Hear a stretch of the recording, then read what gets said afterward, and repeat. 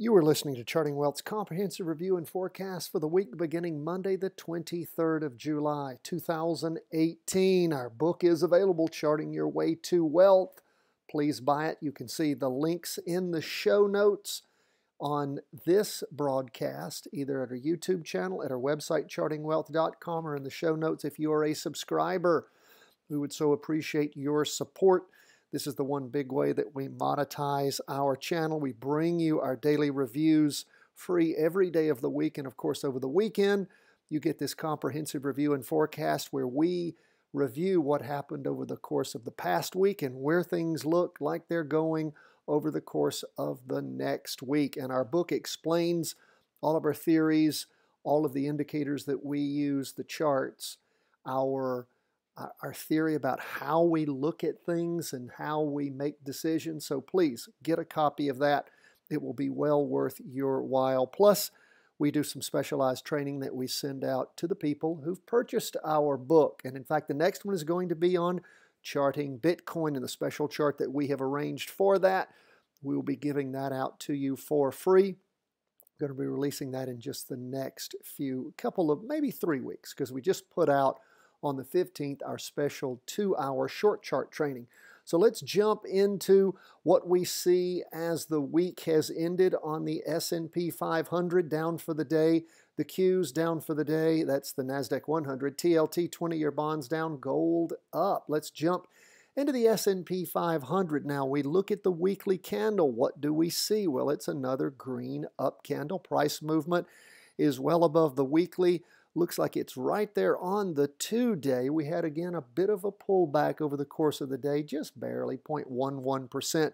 But for the week, price percent oscillator heading up, derivative oscillator up over the prior week, actually 3 weeks of some up movement.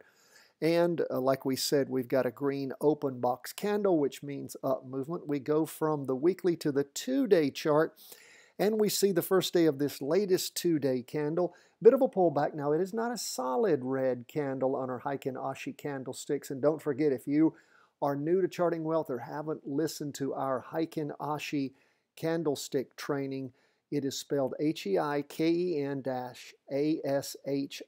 That, I think, about 84,000, something like that. Some crazy number of people have listened to it. If you look up Heiken Ashi on any web search, you will find our video at the top ranking.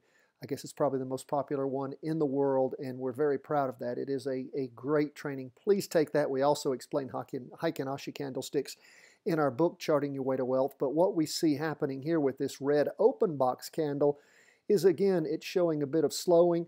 We see that price has penetrated through the 2-day trend line. That has been broken. We see that the derivative oscillator still gaining some momentum. Price percent oscillator not heading up at the same angle it had been on the last candle. So it's also leveling out a little bit, but still headed up. So we'll pay attention to that. We look at the 4-hour chart. What do we see? Well, of course, there we see the 4-hour chart just sitting right there on the 2-day trend line. Still prices well above the weekly. We did have a crossover going down. We talked about that on yesterday's broadcasts. And of course, what that's about is we saw in the afternoon a crossover going down on the price percent oscillator. That's our main indicator. And so we have a pullback, which is fine. We were waiting for the up movement to level out a little bit and pull back if indeed we see it crossing back over, going up over the course of this next week. That would be a potential jumping in point for us for an up move. So we'll wait and see what we see. Again, remember, still confirmed up moves on the weekly and the 2-day, just a bit of a pullback on the 4-hour chart. So we'll see if that rotates back over the course of the next week and gives us a jumping in point for further up moves on the S&P 500. So from the S&P 500 to QQQ, the Nasdaq 100, we see again green open box candle for the week. We see, however, a little different than the S&P 500. Derivative oscillator losing momentum. Price percent oscillator pretty flat.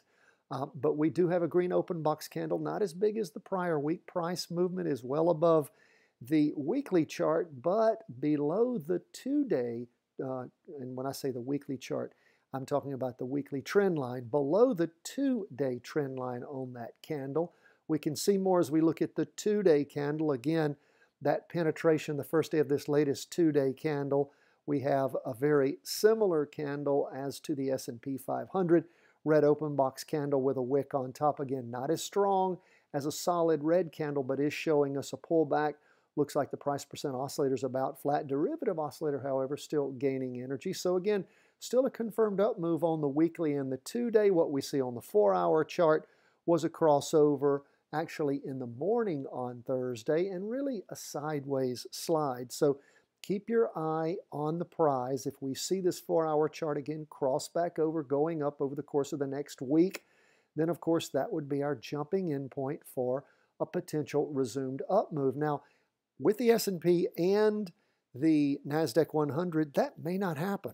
This may be portending a strong down move. The market may have topped out and may be going down. If so, then we'll wait for the 2-day to cross over and the weekly to cross over, and then we'll look for a jumping in point on an inverse move. You want to know how to make money when markets go down? I've found personally that's the easiest way to trade when there are huge pullbacks. But again, you will be looking to short the market. That is potentially purchase a put or an inverse fund. And we have a great training, inverse funds, how to make money when markets crash. Look that up at our website, chartingwealth.com. It's also one of our YouTube training videos, how to make money. It's inverse ETFs, how to make money when markets crash. Check that out because they go in the opposite direction, such as QID goes in the opposite direction of QQQ. There are others that mimic the inverse of the S&P 500 and the Nasdaq 100. So check out our training there. I think you'll find that insightful because at some point, these markets are going to crash. They're going to crash hard. They always do.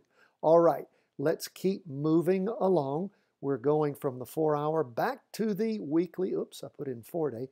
Back to the weekly. We're going to go to TLT. Now, bonds down the most of our 4 charts, down 1.23% for the day.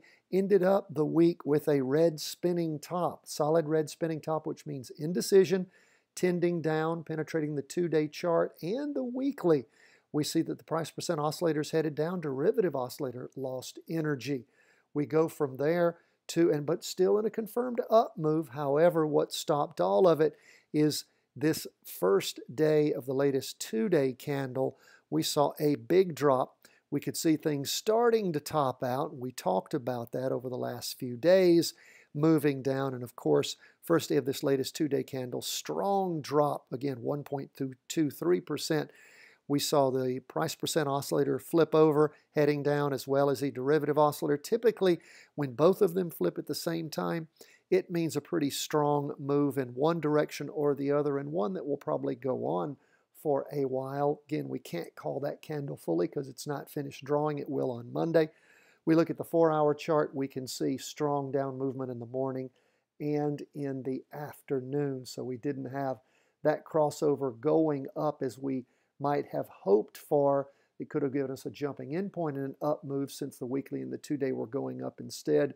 We saw a big sell-off, a big pullback. So we'll just continue to watch and see what we see.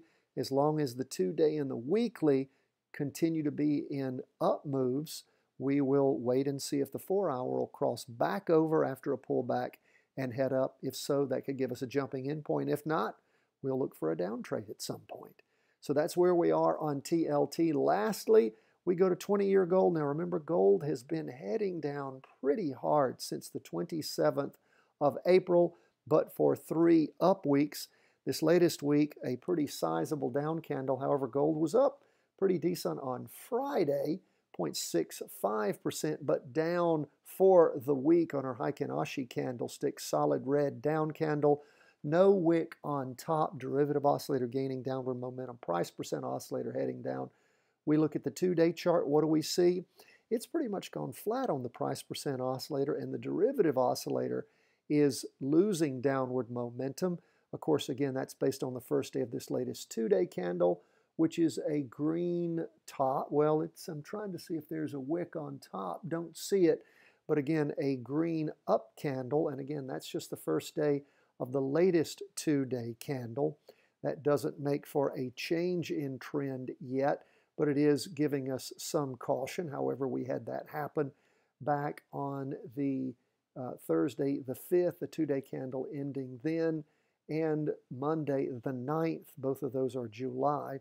And then we continue to see things proceed down. So again, we haven't crashed through the 2-day trend line nor the weekly. So we'll just keep an eye on things and see what we see. And if gold resumes its down move on Monday, 4-hour chart did not cross over even with those up moves in the morning and afternoon, but a pullback does appear to be underway, and we'll see if things bounce off that red signal line. Then, of course, Monday morning might give you a chance to jump in at the end of that first 4-hour candle going down if down movement continues. We'll wait and see what we see as the week shapes up. Folks, that's where we are as we end this week and go into the next week. We so appreciate you being with us. You have questions, problems, concerns, let us hear from you. chartingwealth1@gmail.com. And again, please purchase our book, support us in all the ways you can. We're doing everything we can for you. God bless. All the best from the whole team here at Charting Wealth World Headquarters.